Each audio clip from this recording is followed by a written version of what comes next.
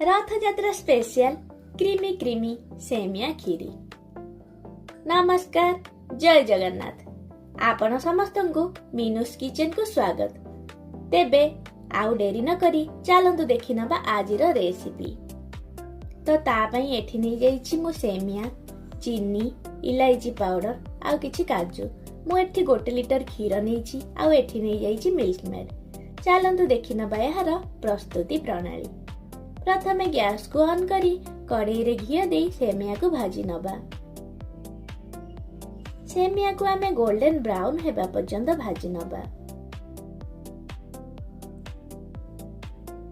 सेमिया एठी हमर golden brown हे गलानी। तापरे पकाई नबा क्षीर। क्षीर को आमे 10 रु 15 मिनट फुटिबा पई छाडी दबा ताकि सेमिया हमर भलसे सिझी जिवो। एठी हमर 15 मिनट होई गलानी।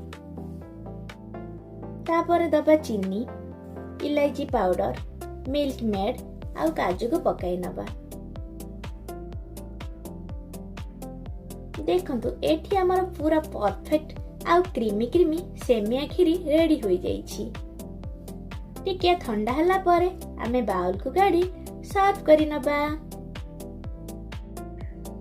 आपनको जदि मो वीडियोटा भल लागि थाए ताहले लाइक आ सब्सक्राइब करबा को जमारू भी भूलिबे नहीं। धन्यवाद।